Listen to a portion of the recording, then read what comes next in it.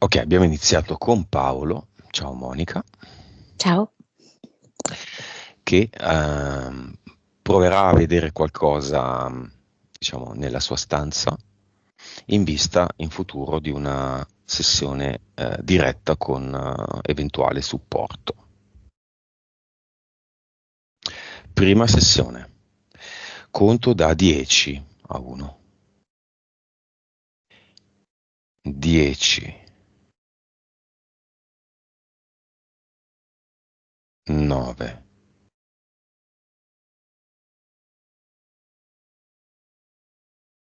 8,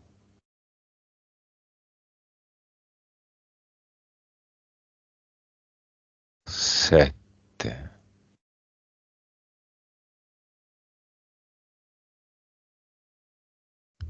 6,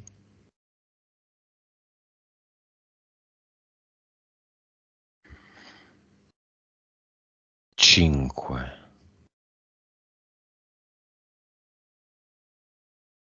4,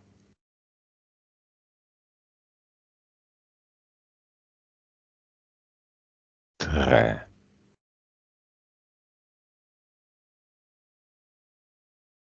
2,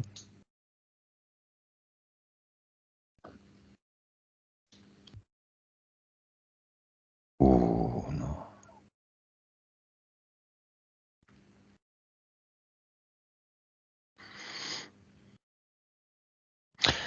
Monica, dimmi come lo vedi. Mi sta presentando certamente una sua vita passata barra parallela in cui lui è un bambino con gli occhi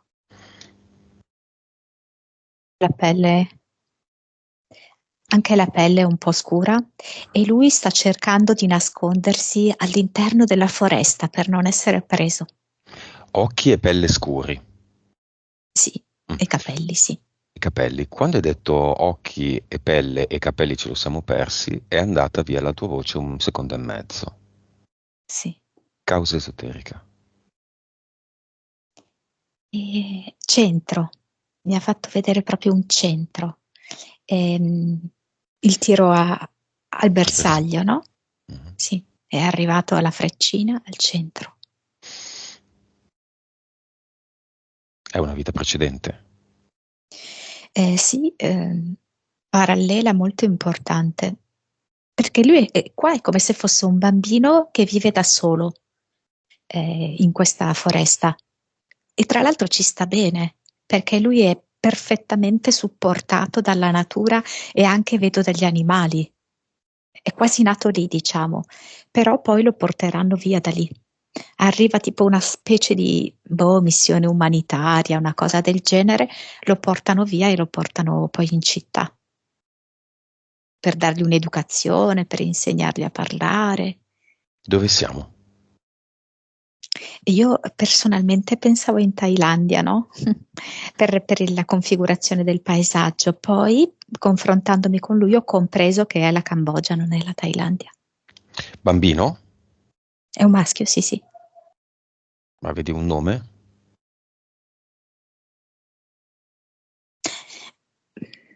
Per lui il nome non ha senso, perché secondo me aveva 10 anni quando poi è stato portato in città.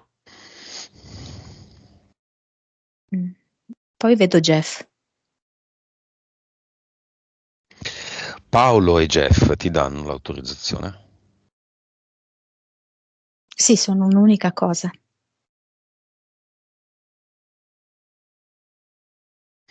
Vita parallela. Mm. Si danno la mano?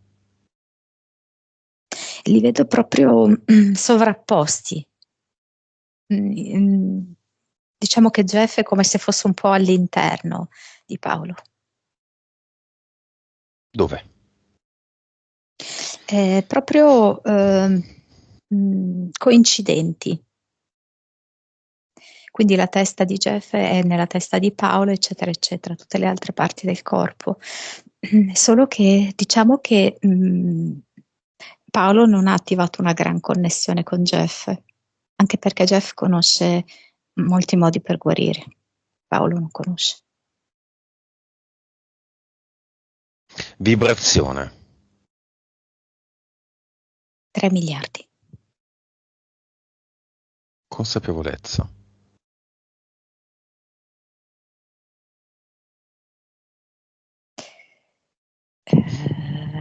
128. PS. 40. Vite. 2083. Cervello. 9,2. Suscettibilità ipnotica. 45. Quanto è nella 3 e quanto è nella 4D? Terza dimensione direi 65. Nuovo valore, vivacità animica. Quanto Paolo in generale, ma questo valore può sempre aumentare, ha voglia di verità, di cercare, di evolvere. Quanto è vivace nella sua ricerca evolutiva. 70. Ok. Allora, breve commento. Questo è il momento iniziale di Paolo, che noi conosciamo da pochi minuti, ma che ci ha dato un'ottima impressione. Ha visto tante sessioni, un grande studioso, tuttavia poca frequenza, poca consapevolezza rispetto alla media, tante vite, valori discreti, medi. Vediamo le entità eteriche che si è regalato.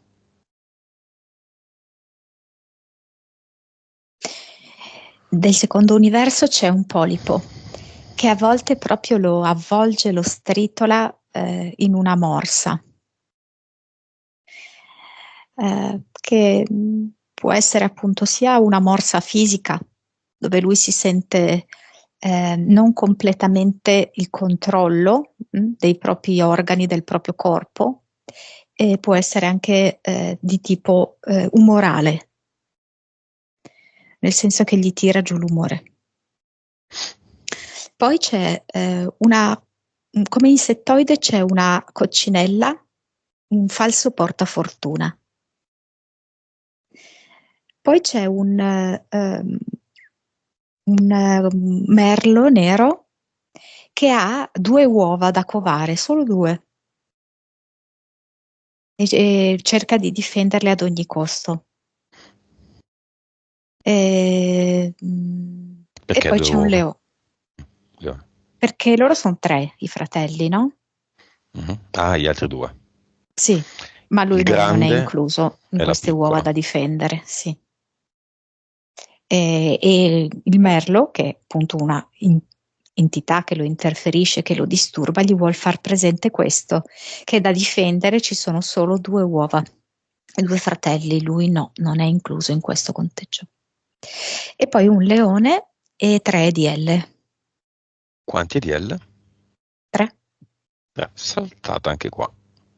Sì. Ma a noi i DL non interessano le evidentemente 3 entità mentali. Tanti DL quante entità mentali.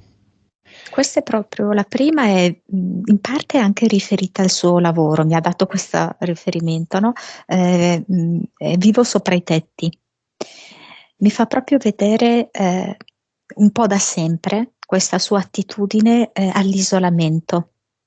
Quindi ovviamente si mette sopra i tetti come un gatto, che è un gatto anche solitario in questo caso, quindi che si isola dagli altri, in parte anche perché è rifiutato dagli altri, non solo per una sua decisione, anzi forse primariamente perché è rifiutato dagli altri. E quindi niente, mi fa vedere che è come se si creasse proprio una dimensione sua, come il gatto vive sopra i tetti di notte, lui si crea proprio una dimensione sua personale distaccata da tutto il resto. Livello? Direi che ci sono stati dei momenti che era sia quando lui era bambino che quando ha avuto dovuto crescere il figlio, ovviamente era anche a livello 6 e 7, Adesso io direi che si attesta più sul 4. Poi c'è un'altra che si chiama proprio, aspetta, tipo chirurgia e ricoveri. Quindi da un lato si può dire che lui cerca fortemente la libertà, cerca veramente di svincolarsi da una serie di cose del passato, da una serie di oppressioni. Però è lui stesso a privarsi della libertà dal momento che ha continuamente problemi di salute, che spesso ovviamente lo collegano anche effettivamente a delle visite, a delle terapie, eccetera, eccetera. Questo fin da bambino, di fatto. E quindi questo qua direi intorno al 5-6. E poi c'è una cosa che è l'ultima ed è un po' più complessa, un po' più profonda e si chiama tradimento. E questa qui è un po' la madre, l'entità madre. E infatti me la dà su un livello 7. Lui, diciamo così, che è come stato marchiato come il frutto del tradimento. Lui ha ricevuto un tradimento, nel senso che nel momento in cui viene isolato, no? Dal padre perché è indicato come non figlio suo, ovviamente l'ha subito il tradimento, però è come se in un certo senso fosse a sua volta il portatore di questa entità mentale tradimento che è familiare, perché vedo che all'interno del ramo paterno c'è proprio questa idea del tradimento che viene tramandata un po' di generazione in generazione, quindi lui ha dovuto subire questa cosa. E in ultima analisi, se non forse addirittura in prima analisi, il grosso problema è che Paolo sta tradendo se stesso. Impianti. Il primo che vedo è che è l'impianto mentale, è questa specie di corona d'alloro, che è proprio come il sommo poeta, come Dante Alighieri, no? Quindi sicuramente la sua cultura, i suoi grandi studi, però è una corona d'alloro malaugurante, non porta affatto bene. Infatti più lui accumula conoscenze, più lui rimane isolato da tutto il resto e più oltretutto impara anche a vedere degli aspetti della realtà che lo fanno sentire sempre più distante, senza però riuscire a trovare delle persone affine a lui. Quindi questo impianto serve proprio affinché lui, sia con lo studio, aumenti il suo isolamento perché giustamente si chiude in casa per studiare, ma sia anche perché aumenta proprio lo scarto fra lui e le altre persone, senza attrarne altre che invece potrebbero essere sulla sua frequenza. Mm-hmm. Poi c'è tipo... Allora, questo qui è un pugnale molto profondo che è praticamente, allora, ovviamente dietro la schiena, tra le scapole, però è come se fosse a colpire non solamente la schiena, ma anche la bocca dello stomaco, perché passa da parte a parte. Quindi un tradimento che non solo viene da dietro, dove tu non ti puoi difendere, ma te lo ritrovi poi davanti a te, cioè tu vedi proprio la lama che esce. Poi lui ha i genitali racchiusi all'interno di una boule de neige. Sei proprio quegli oggetti che tu capovolgi e scende giù la neve. Come ad aver cristallizzato tutta la sua energia sessuale in un'ottica un po' vintage. Probabilmente lui è come se non potesse più essere attivo da quel punto di vista. Lo relegasse al passato. E poi vedo i suoi polsi. Idealizzato. Cioè non è una gabbia, non è una prigione, è una boule de neige. Bella, una bella gabbia. Sì, che è come se appartenesse al Sì, passato, sì, sì. non è più attuale. E i polsi legati dietro la schiena, con questa idea in parte di impotenza proprio. Così. Va bene. Un importante quadro che Paolo ha scelto in questa sua esistenza. Causa esoterica della poliomelite a 2 anni.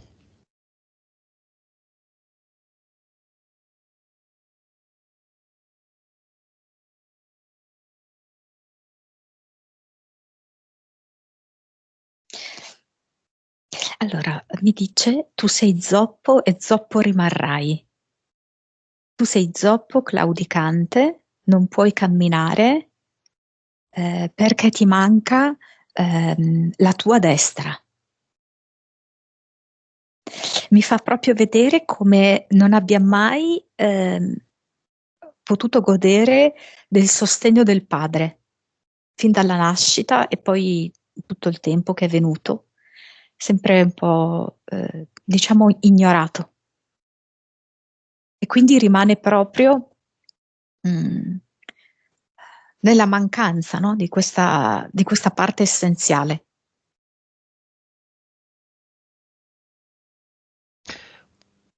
Perfetto. Portale aureo e chiamiamo un po' di persone. Collegandoci a questo argomento, chiamiamo in primis il padre.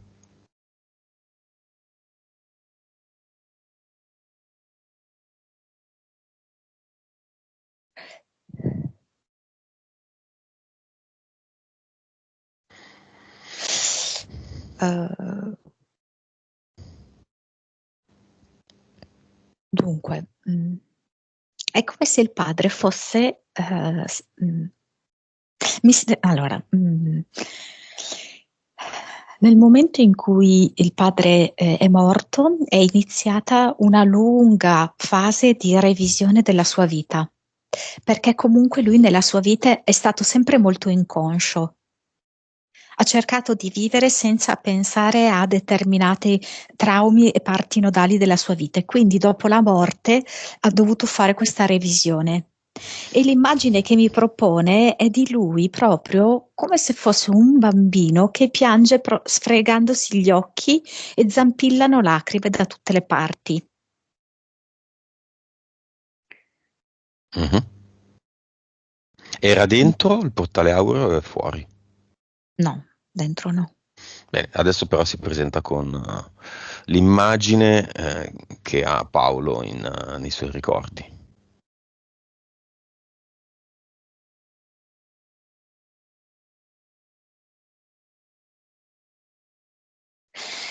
Mm. Dice qui c'è da fare. Qui c'è da fare, non è che è l'opposto dell'immagine che mi ha proposto da bambino. Mentre da bambino piangeva così inerme, indifeso, da grande mi propone l'esatta immagine opposta e dice qui c'è da fare, non ci si può perdere in lacrime, in lamentele. Mhm. E cosa c'è da fare? C'è da parlare a Paolo? Per parlare a Paolo mi dà una terza immagine, che è quella del padre di Paolo che ha revisionato la propria vita.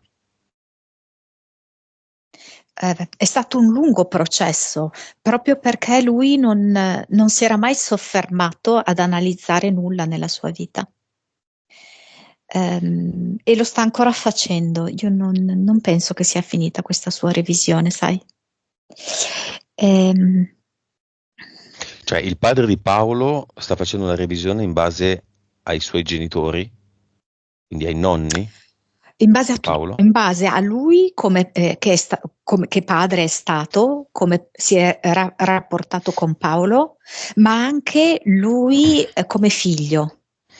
Vabbè, chiamiamo tutti. Chiamiamo anche la madre di Paolo, i genitori quindi nonni paterni di Paolo, quindi genitori di questo padre. E poi dietro le file, come argomento che poi tratteremo in un secondo momento, la moglie di Paolo. Mm. Complessivamente, quando parliamo, allora, tralasciamo per un attimo la moglie, quindi chiamiamo i genitori, entrambi di Paolo, più i nonni, ok? Appare un'atmosfera un po' cupa, un po' seriosa, ehm, pochi sorrisi.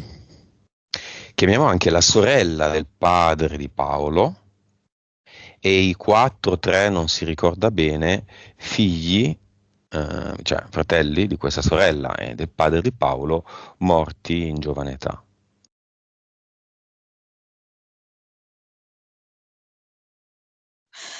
Uh, la sensazione che mi arriva è di dispersione. La fatica di creare una famiglia davvero unita nell'affetto, nell'amore. E quindi anche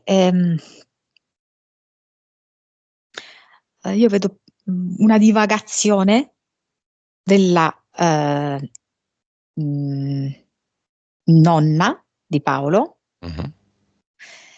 per cercare del calore.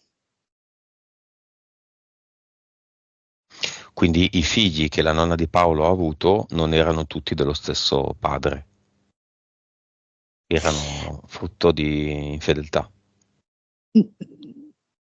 Allora, mi dice due. In totale non abbiamo capito esattamente quanti sono, potrebbero essere tra morti prematuramente Quattro. e gli altri 5 forse, ma dice Mhm. 5 Mhm. totale. Non so Mhm. se questo può essere un numero Qui- plausibile. E di Quindi tre questi 5, incogniti, no, la so- 2. tre incogniti, la sorella e il padre, quindi siamo a cinque. Ok, Ok, sì. e questi due chi Ci- sono? I E tre ce ne sono, incogniti? e ci sono appunto due extraconiugali, diciamo. Mhm. Uno è il padre di Paolo.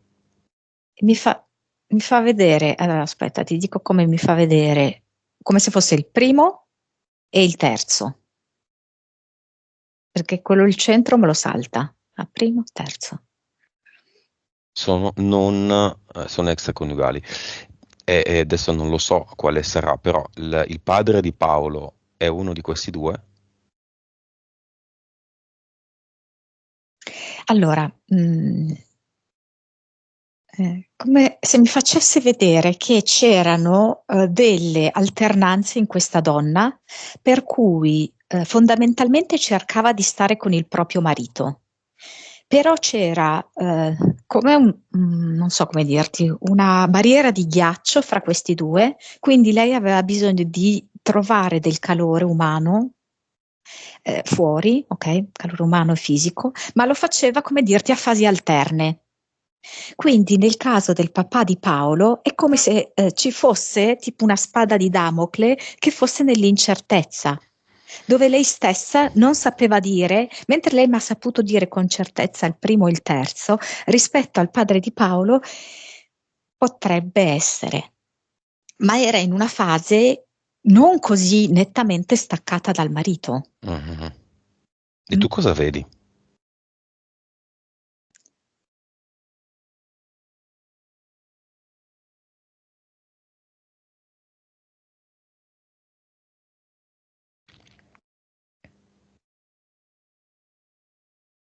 Sì, che potrebbe essere di un altro uomo, sì, Ok.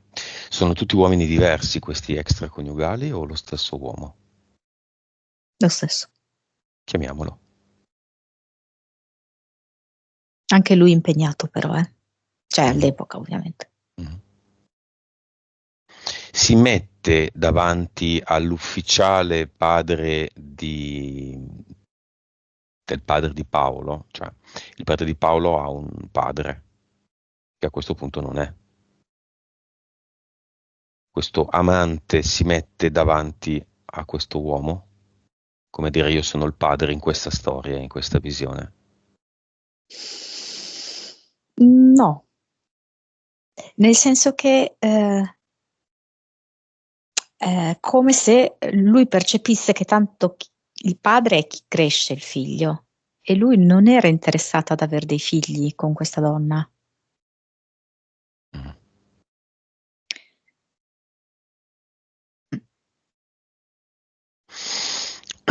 Va bene, figli, tradimenti, padre e non padre, sono tutte cose che non ci interessano più.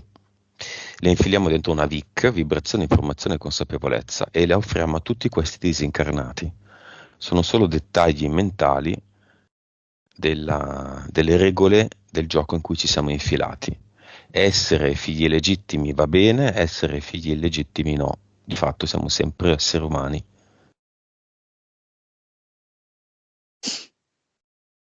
Sì, anche perché in questa profonda revisione della propria vita da parte del padre di Paolo, lui arriva alla conclusione che la verità è che ciascuno è genitore di se stesso Mhm. e che il motivo per cui sia il padre di Paolo che Paolo stesso si sono cercati questa così pesante vicenda rispetto al proprio padre per arrivare a capire questo, cioè che è solo un inganno materiale, no? Quello dei genitori. La verità è che noi siamo genitori di noi stessi. Molto bello.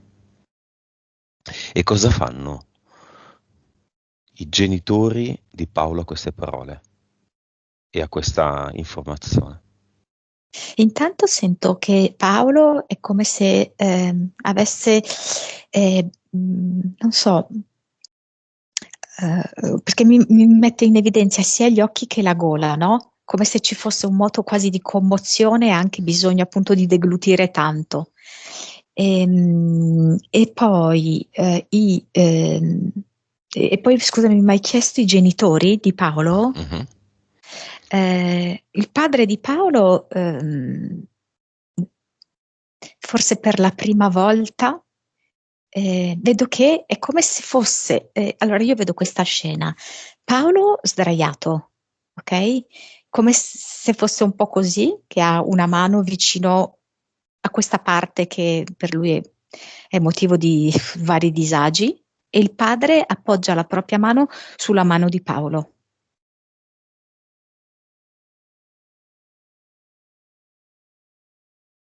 Quale mano? La mano del padre è la mano destra. Mm. Messaggio del padre di Paolo alla madre di Paolo, quindi interna a disincarnato disincarnato.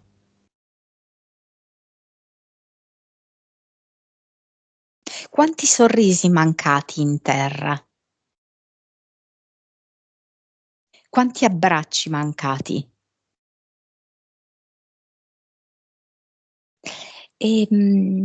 La madre di Paolo è d'accordo ed infatti lo sta accarezzando, scusami, abbracciando da dietro, come se si fosse messa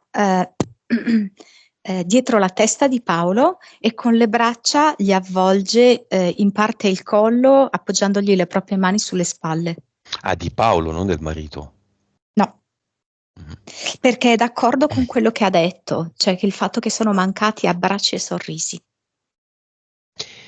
E la madre cosa gli dice al figlio?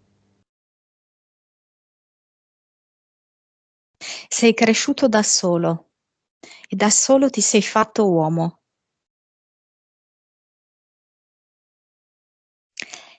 Vai più in profondità a cercare che cosa significa questo.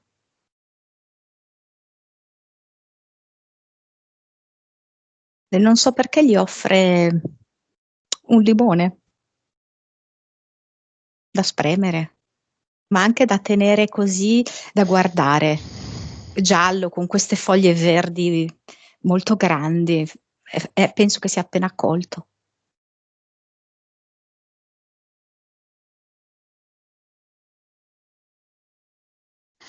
Madre e padre di Paolo vanno nel portale aureo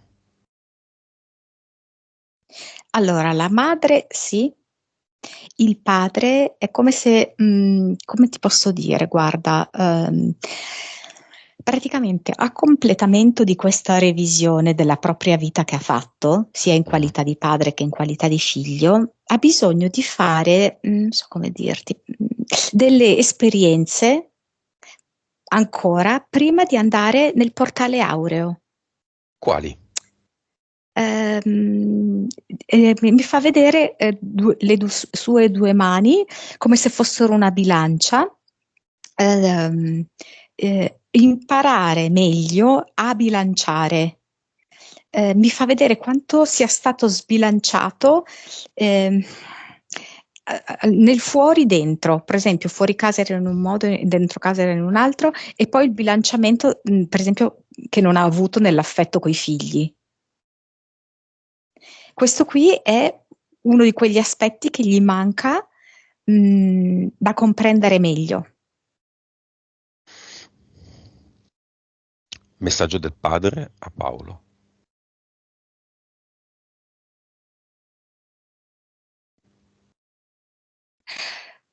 Come se più che un messaggio vedo che sta estraendo qualcosa dalla bocca di Paolo. È tipo come una specie di, chiamiamola corda, ehm, si trova all'interno della pancia di Paolo, e il padre di Paolo ha trovato il capo opposto, e vedo che la tira questa lunga corda e la sfila via completamente. Quindi ora Paolo non ha più questa corda all'interno della pancia. Basta? Fa solo questo? Sì, e poi dopo avergliela ehm, tirata fuori, vedo che in maniera ordinata la arrotola, la appoggia sul tavolo. Adesso non so se Paolo è vicino anche ad un tavolo, perché vedo che gliela appoggia sul tavolo, e gli accarezza il viso. E gli abbracci mancati? È come se in questo momento lo stesse guardando per la prima volta. Forse non si era mai soffermato così tanto a vedere il volto del proprio figlio. È come se lo guardasse sempre un po' di sfuggita, o se lo guardava era un po' con un'aria di rimprovero. E quindi è come se lo stesse guardando e riguardando. Ha quasi un atteggiamento materno, per dirti. Mm. Sembra quasi, perché gli dà un bacio sulla fronte. Dissolvo i tuoi pensieri e i tuoi dubbi, che ti Insisto. ho, sì, Mm. che ti ho instillato io. Insisto. E gli abbracci mancati? Vedo che prende le braccia di Paolo, quindi gliele solleva, mh, per mettersele intorno a sé. E poi, dopo aver fatto questo, aver portato le braccia di Paolo intorno alle proprie spalle, lo abbraccia mettendo le proprie braccia dietro la schiena, perché è come se Come... volesse Mhm. raggiungere lì dove c'è il pugnale. Mhm.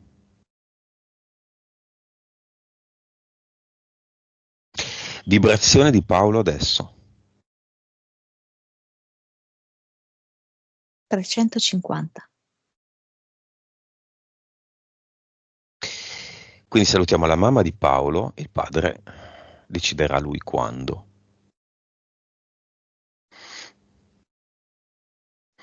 Salutiamo i nonni paterni di Paolo, compreso quello reale, quello biologico.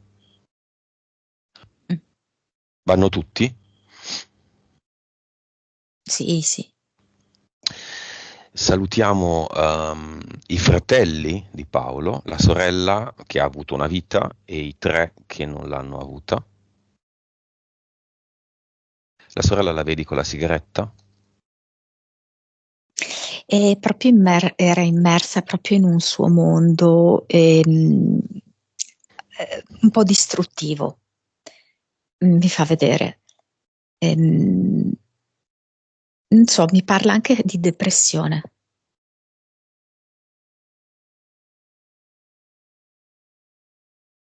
Vanno tutti, tranne il padre di Sì, Paolo, vanno tutti. sì, sì, anche la sorella adesso sta molto meglio. E resta la moglie di Paolo.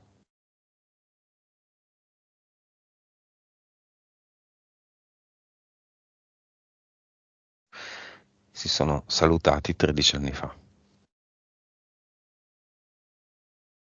Chissà se il figlio la sente, il figlio che loro hanno avuto, quindi il figlio di Paolo, di questa donna, lo sente, perché è come se mi facesse vedere che lei è rimasta dispiaciuta di aver lasciato il figlio così piccolino. Chiamiamolo nel cinema. Mm. Oggi un giovane uomo. Ma All'epoca un io bambino. non l'ho mai lasciato, dice. Mi fa vedere come, non so se questo è stato un bambino, vabbè, giustamente avendo perso la madre, un po' emotivo. Ed era come se lei andasse ad infondergli il coraggio, anche magari nei momenti in cui era un po' emozionato a scuola. Mi fa vedere anche, che ne so, durante i compiti in classe, così, no? È come se lei andasse a infondergli un po' di tranquillità, di coraggio.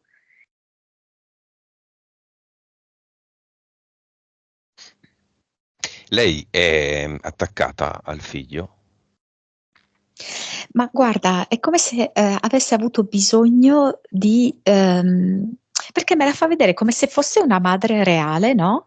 Che ha il bambino davanti a sé e lei gli appoggia, il bambino fai conto che è attaccato alle sue cosce, In tutte e due in piedi. Mhm. piedi, sì, esatto, e lei gli appoggia le mani qua a livello del cuore, diciamo. Mm. E, è come se voleva proteggerlo, hai capito, da questa sofferenza, perché mi fa proprio vedere le mani sul cuore. Allora, io ti dico una cosa, che la sensazione che mi dà è che abbia fatto abbastanza effetto. Cioè, nel senso, Paolo si è dato molto da fare per non far mancare niente al figlio, anche proprio come presenza, però anche la madre ci ha provato in tutti i modi a lenire il dolore del figlio. Perché? In che modo? Stando lì, stando accanto. Paolo, moglie e figlio sono legati da altre vite.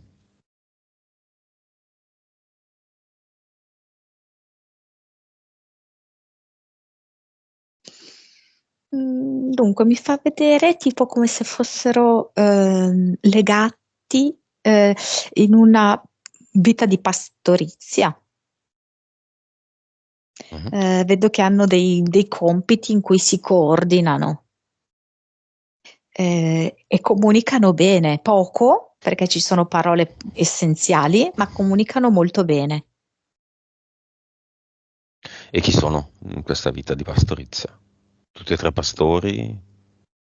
No, secondo me tre fratelli maschi. Cosa hanno deciso di venire a fare come esperienza qua?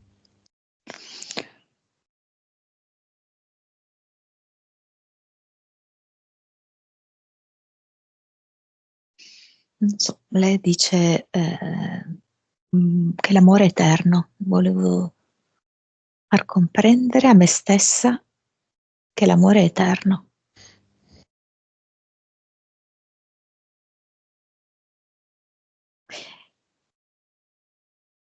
È l'origine di tutto ed è la finalità di tutto.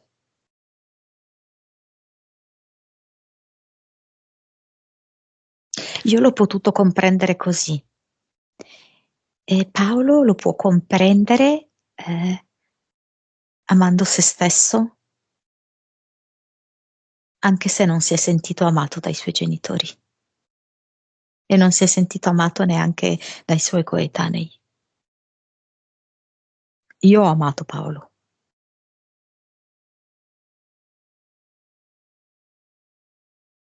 Mi dice, nostro figlio è figlio dell'amore.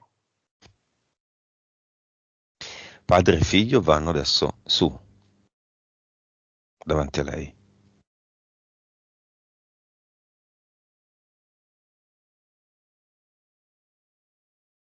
E il figlio è come se dicesse: mi sei mancata e non mi sei mancata. Gli è mancata ovviamente fisicamente, ma non le è mancata perché comunque ha sentito che lei continuava ad esserci. E il marito è come se, Paolo, cioè, ehm, eh, mh, non riesco a sostituirti, non posso sostituirti. E lei risponde: ama, ama, punto esclamativo.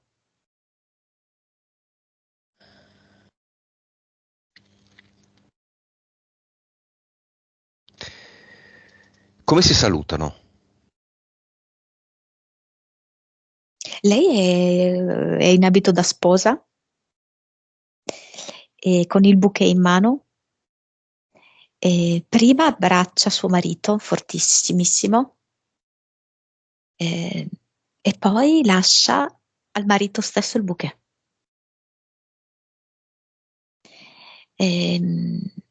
Al figlio mette tipo una catenina al collo, una collanina, qualcosa così.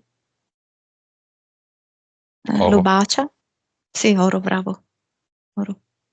Il Lo bouquet com'è bacia. fatto? Io vedo, si alterna delle, non so, sì, sono delle roselline, poi ci sono dei punti di bianco, ma c'è anche qualcosa di azzurro. È piccolo, non è tanto sfarzoso, piccolo, molto carino. C'è molto bianco.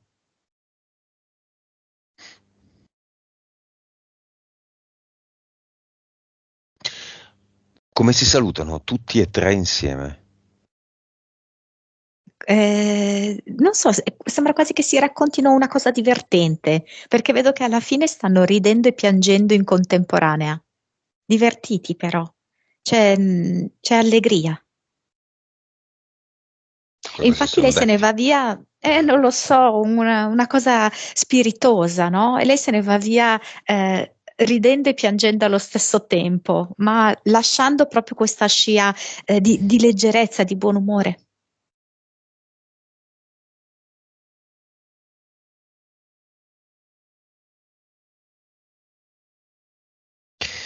Va bene. Chiudiamo il portale aureo, Monica.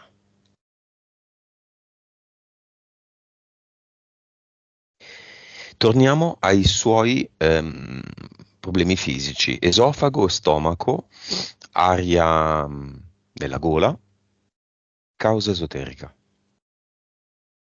Lui sospetta siano collegate alla poliomelite avuta da bambino piccolo. Allora, cioè, siccome noi guardiamo il piano eterico, ti dico di sì, nel senso che ha tutto origine proprio da questo profondo rifiuto che lui ha avuto da parte del padre e che io vedo molto presente come entità eteriche con il polipo che poi proprio lo avvolge, lo strozza, impedendogli quasi che del cibo normale possa entrare nel suo apparato digerente, talmente tanto lo stringe. E poi anche rispetto a questo corvo nero, no? Merlo nero, non so cosa sia, che gli fa sempre vedere che in realtà in quel nido lui non c'è come uovo, ci sono gli altri due, il fratello e la sorella. Lui non è incluso in quel nido, no? Perché Ed è come l'esofago? se Mhm.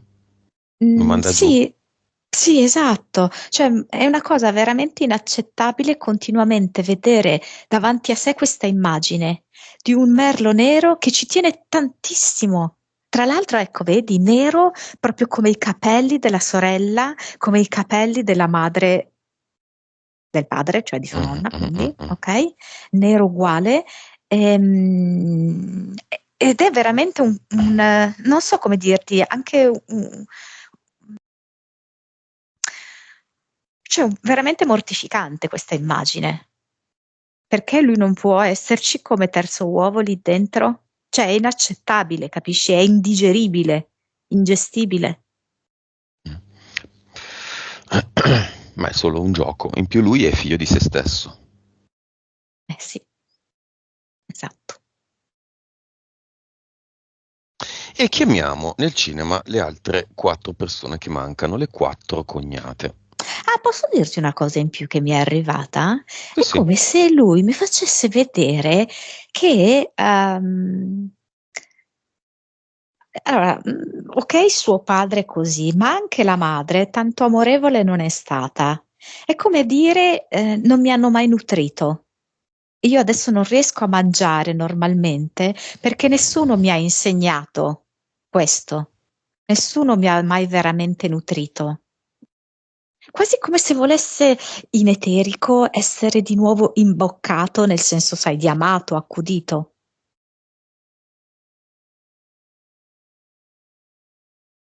Volevo 4 aggiungere cognate. questo. Ok, va bene.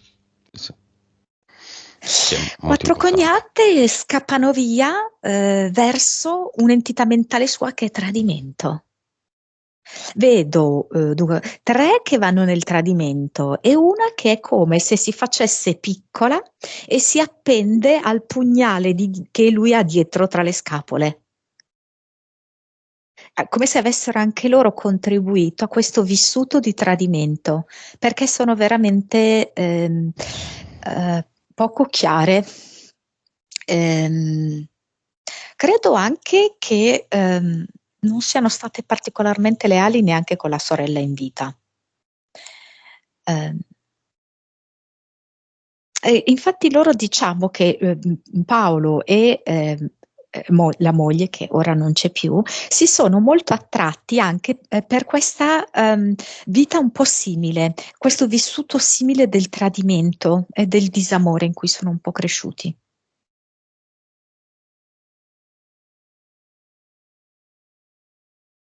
Vengono nel cinema. No, hanno fatto questa loro comparsa in questa maniera. Tre aggrappandosi all'entità mentale tradimento e una all'impianto eterico pugnale. Ma non sono nel cinema.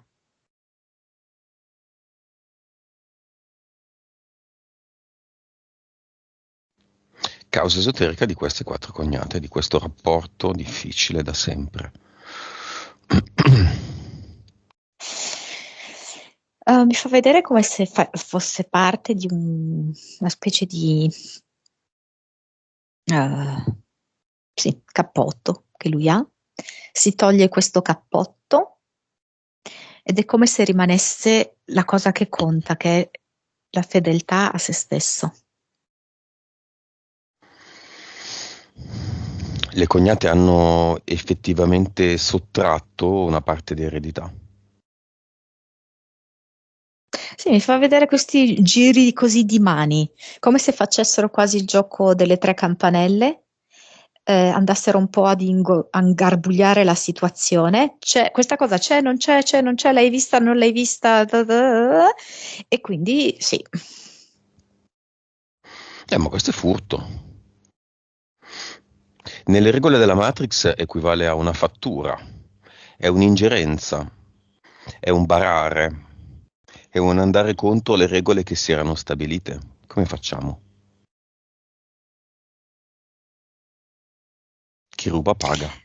Come se solo a una fosse venuto, quando hai detto queste cose, una si è seduta nel cinema, perché è come se le fosse venuto qualche scrupolo di coscienza ultimamente. Qualche considerazione simile a quello che tu hai fatto le è passata per la testa, Mhm. ma le altre no, non mi sembra. Bene, diamo l'informazione a tutte e 4 le cognate che potremmo dire karma, ma non è il karma, potremmo dire questo, ma non è questo. In qualche modo, alla fine del gioco cognata, X, 1, 2, 3 e 4, questa cosa si paga. Sì. Le cognate stesse se la faranno pagare. Quindi andiamo direttamente al numero di anni in cui le 4 lasceranno il corpo, non lo diciamo ovviamente, non so, una 100 anni, una 102, una 103, una 104, e lì tutte e quattro hanno l'opportunità adesso, in eterico, di vedere cosa succederà in virtù di questo furto, quando ormai di quella parte d'eredità rubata non interesserà loro nulla, ma interesserà loro molto del dopo. Adesso non ci pensano. Intanto mi fa vedere che su due di queste è come se si vedesse qualcosa che non va, come se la faccia diventasse grigia, come se somatizzassero, no? Si Questa vedono brutte. scorrettezza. Mm, Sì, si vedono e davvero hanno subito un imbruttimento. mhm. Io a parte direi una e mezza, una direi di sì, che è in grado di fare questo. Un'altra in parte, altre due secondo me no. Ok, in virtù di questa una e mezza, che ora hanno queste informazioni, nel presente, nei prossimi giorni, Paolo riceverà il dovuto, una parte del dovuto. No, questo non mi risulta. Se si desse da fare in tal senso con indagini, avvocati, si può. Non lo so in che modo dovrebbe passare attraverso questa tra le sorelle, perché potrebbe fornirle qualche elemento in più. E poi due avvocati, perché due avvocati, vedo, due, non uno solo, sono due avvocati in gioco, La sorella pentita è l'ultima, la piccola. può darsi, sì, Mm. è possibile. E là al mezzo è la terza. Hai detto una e mezza, no? Non lo so, quello non lo so, potrebbe essere anche la seconda, sai, non lo Mhm. so. Anche perché in parte Mhm. mm, non è proprio almeno per come vedo io, non è una cosa proprio rapida. Va bene, questa è una storia che forse non interessa nemmeno così tanto a Paolo. No, anche perché per come lo vedo io, le problematiche economiche non le ha scelte per questa vita qui. Mm. Ha scelto di vivere altri generi di ostacoli in questa vita. Mhm. Eh sì, infatti non sono una problematica. Va bene, torniamo al bambino della Cambogia, Jeff.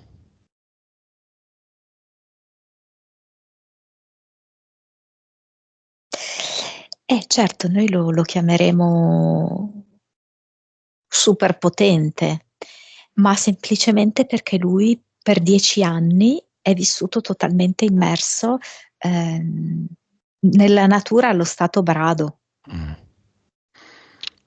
Prima di tornare nella civiltà, quali erano le capacità medianiche, ovvero l'utilizzo del cervello, che diamo noi come valore, di questo bambino?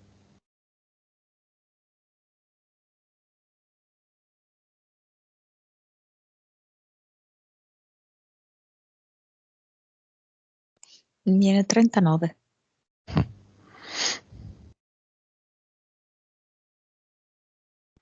Tra una vita e un'altra, nostra, quindi tra Paolo e Jeff, c'è una membrana.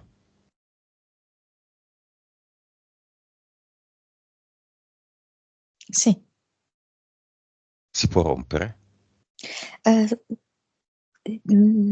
si può rendere più sottile, più traspirante. Mm. Si può infilare una cannuccia in mezzo.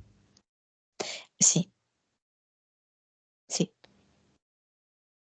Lo fanno Jeff e Paolo.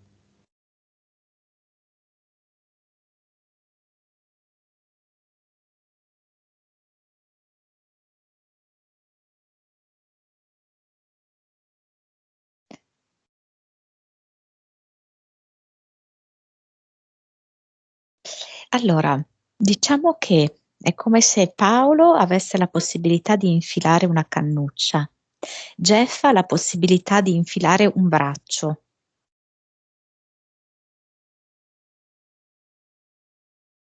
E vedo che col braccio che ha infilato appoggia la mano prima sulla gola.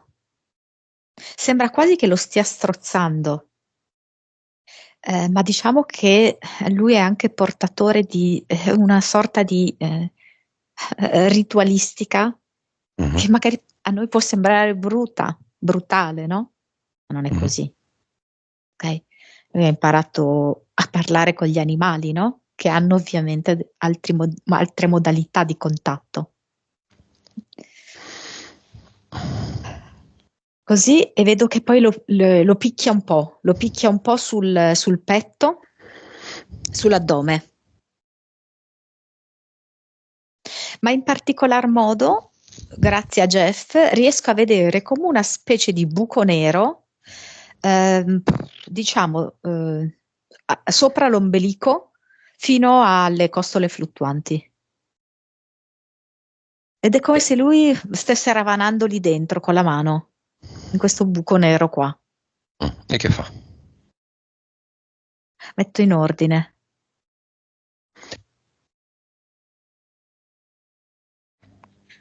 Butto via l'eccesso e ricucio.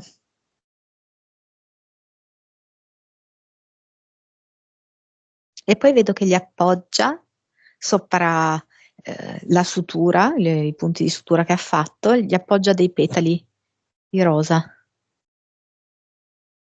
e mette sopra proprio anche come l'essenza di rosa che lui ha strizzato, no? Con le proprie mani. Cosa gli dice? Cosa dice a Paolo, Jeff?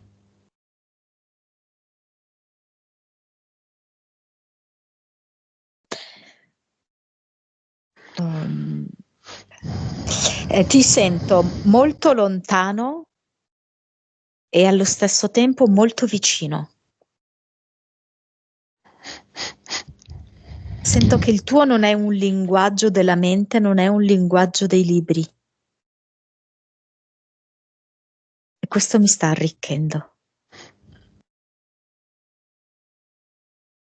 Andiamo con entrambi al cluster.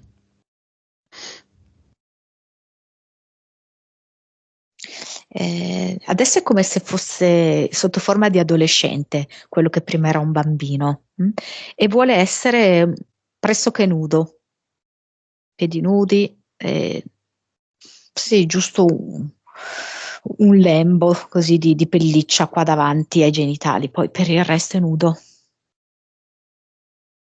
Ha una lancia, mentre invece Paolo è vestito di tutto punto e molto coperto, no? Con un maglione, però è sempre Paolo, no? Sono due aspetti di Paolo.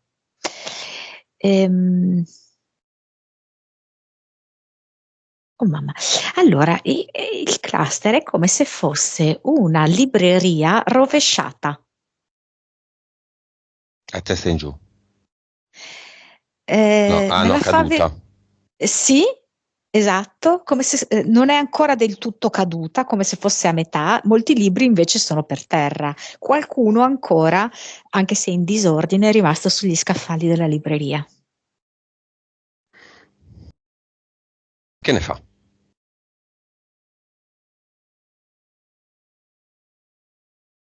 Allora, Paolo Jeff dice: Non ho mai letto un libro fino all'età di 11 anni. Eppure tutto quello che so l'ho imparato prima.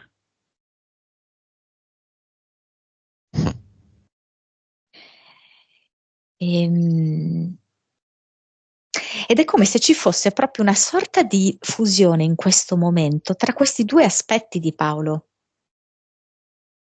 Mm, E Paolo si vuole liberare di questa libreria che rappresenta il passato, ma anche un'eccessiva intellettualizzazione. Togliamola. Sì, sì.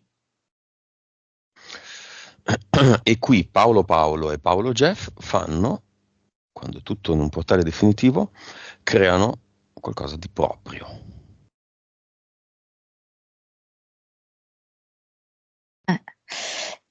Paolo Jeff fa roteare, lui ha in mano una lancia, la fa roteare un po' quasi a mo' di majorette e con questo movimento nasce l'ad eternum. Ed è come se Paolo amasse molto questa creazione, la sente sua.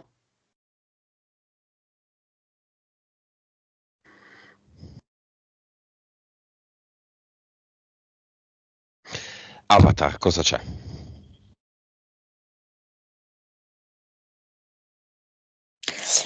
Mi fa vedere una sedia a rotelle.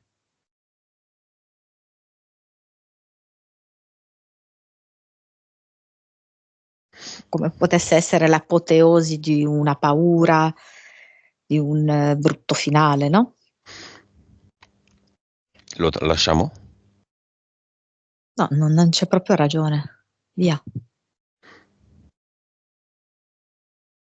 Cosa mette qui al suo posto? Mi fa vedere che è andato tipo in una specie di, direi, ruscello, a sciacquarsi la faccia. È acqua proprio fredda fredda.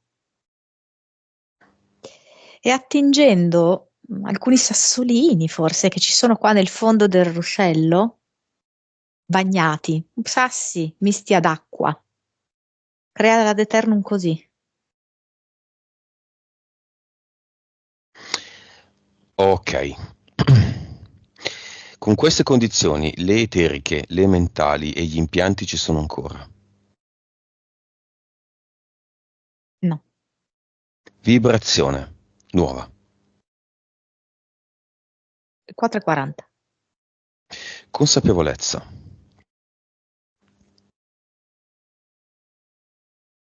169. PS, anima, 55. vite,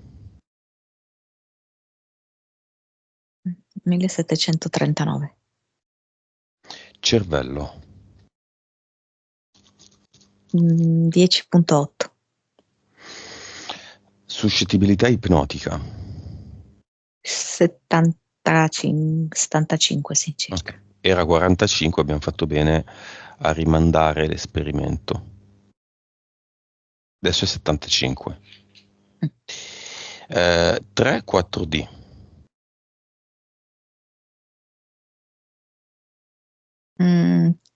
35.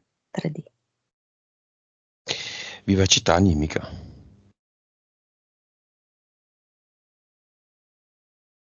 91. Beh, dopo aver parlato con la sua moglie mancata 13 anni fa, dopo aver parlato con suo padre che è mancato chissà quanti anni fa, direi che la vivacità animica aumenta. Mm. Per il semplice fatto magari di aver deciso di fare questa esperienza. Bene, il figlio di se stesso, cioè Paolo, cosa, come si saluta? Con la sua doppia voce, la sua e quella di Jeff.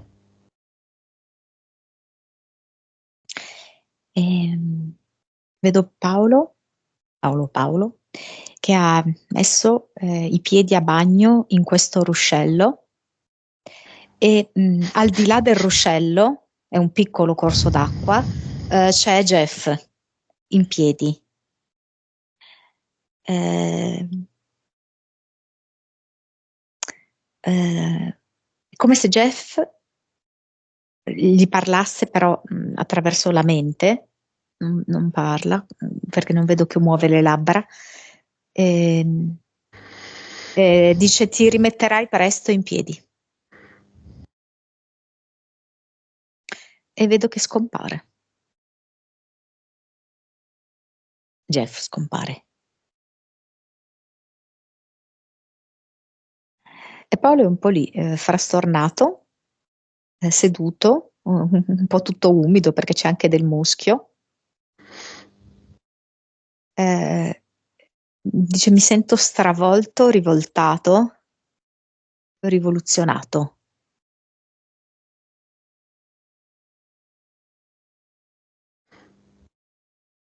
Si rimetterà in piedi. Sì, certo. Il figlio cosa fa? Tra l'altro mi fa vedere una cosa particolare, che quando si alza in piedi è come se si tirasse sui pantaloni, come se per un certo periodo della sua vita fosse vissuto un po' con le braghe giù, Mm. ok? Mm. Quindi un po' alla mercé degli eventi. Il figlio come lo vedi? Quasi estasiato, cioè che dice che figata, che figata. Va bene, sei pronta a tornare? Sì. Disconnettiti da tutto e tutti e abbiamo finito.